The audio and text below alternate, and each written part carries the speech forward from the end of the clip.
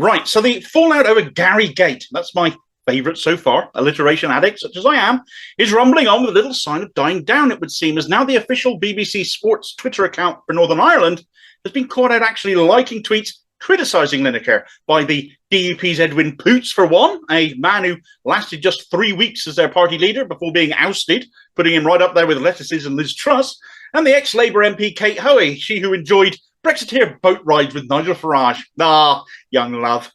Lineker, on the other hand, according to his son George, won't back down on this until hell freezes over, or words to that effect. He won't apologise for his words, nor should he, in my opinion, and he won't stop standing up for people who don't have a voice. Even today, on the Sunday morning's politics rounds, which spoke to the former BBC Director General Mark Thompson, who again reiterated he thought Lineker broke editorial guidelines. So again, I'll post this image, and again, I'll draw your attention to the relevant paragraph of those guidelines relating to social media, which says, the risk is greater where the public expressions of opinion overlap with the areas of an individual's work. The risk is lower where an individual is expressing views publicly on an unrelated area. For example, a sports or science presenter expressing views on politics or the arts.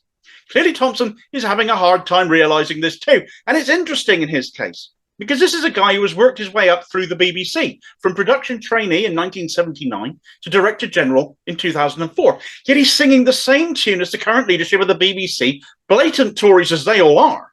So it really does beg the question, how far back in time have the BBC been such craven lapdogs for the government of the day? And as I said in a video yesterday, that all comes down to how they are funded. Beholden to the government for money as they are, they can never be straight and honest and trustworthy through being truly independent, because they simply aren't. Principles have departed the BBC for sure, over backing the Tories' appalling racist Stop the Votes bill, though, as they tacitly are, by censuring Lineker. Hard to come by in the political arena, as they always are, certainly, as the Tories and the Tory-run BBC are demonstrating. So you would figure opposition to this would be obvious. This horrible hard-right policy would be a gift to Labour, already riding high in the polls, and the treatment of Gary Lineker would play into their hands by coming out against the policy and backing the words true, as they absolutely are, of Lineker.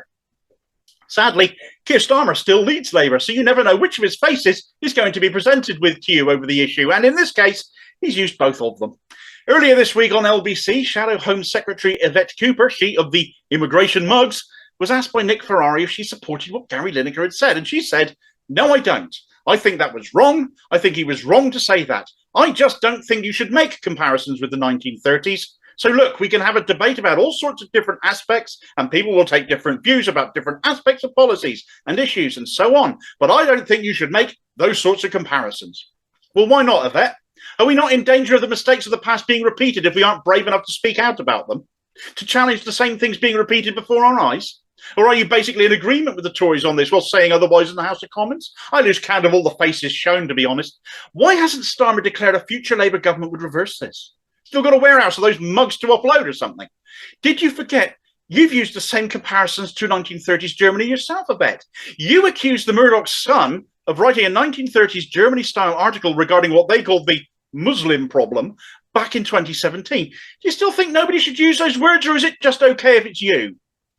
Emily Thornberry had also weighed in on Sky, talking to Sophie Ridge, that it wasn't the sort of language she would have used, and it was very unfortunate. No, it wasn't, Emily. It was exactly the language it deserved. Anyway, the public, by and large, thought otherwise, agreed with Gary. Lineker's colleagues at the BBC very much thought otherwise, as all the sports programmes and fixtures broadcast by the BBC on Saturday got cancelled or heavily substituted with inferior content. Starmer's Labour had, as usual, called it wrong. His predecessor, now no longer apparently going to be permitted to stand for Labour, Jeremy Corbyn, called it right. A man Lineker had attacked numerous times, it should be noted, said Lineker was brilliant at what he does in an interview, again on LBC, this time with Matt Fry, and should be immediately reinstated, and that both the former Tory councillor candidate, now Director General of the BBC, Tim Davie, and the Tory donor / BBC chairman, Richard Sharp, should both go. No argument here. Having read the public mood completely wrong, all of a sudden, Labour's tune changes. By late on Friday afternoon, Labour issued a statement saying the BBC's cowardly decision to take Gary Lineker off air is an assault on free speech in the face of political pressure. Tory politicians lobbying to get people sacked for disagreeing with government policies should be laughed at, not pandered to. The BBC should rethink its decision. Too late, guys. Everything gets recorded these days. Every interview preserved the moment it hits the internet, and we can call you out for your hypocrisy all day long.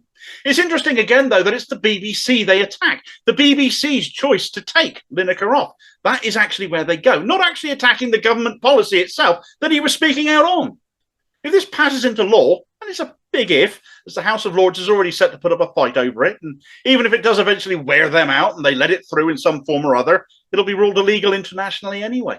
Human rights and legislation laws we're signatories of take precedent. In which case, why is Labour so tin-eared, so politically incompetent, as to not already realise that?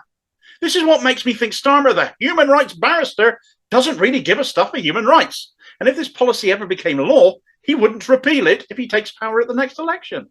I dare say others think likewise about the man's trustworthiness and the prospect of him running the country, as his polling lead, still high, as I said earlier, has halved over the Tories since last October. It's always been the case, the more you see of Starmer, the more you see of his front benches, the more you hear from them, the more people go off them.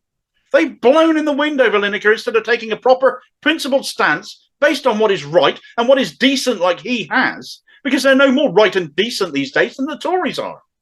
Thanks for watching. If you enjoyed the vid, please do hit like and subscribe, leave a comment and hit the notification bell too so you don't miss the next one. Also look out for me on social media and other interesting stuff by clicking on the Linktree link in the comments below, and I will see you next time. Cheers, folks.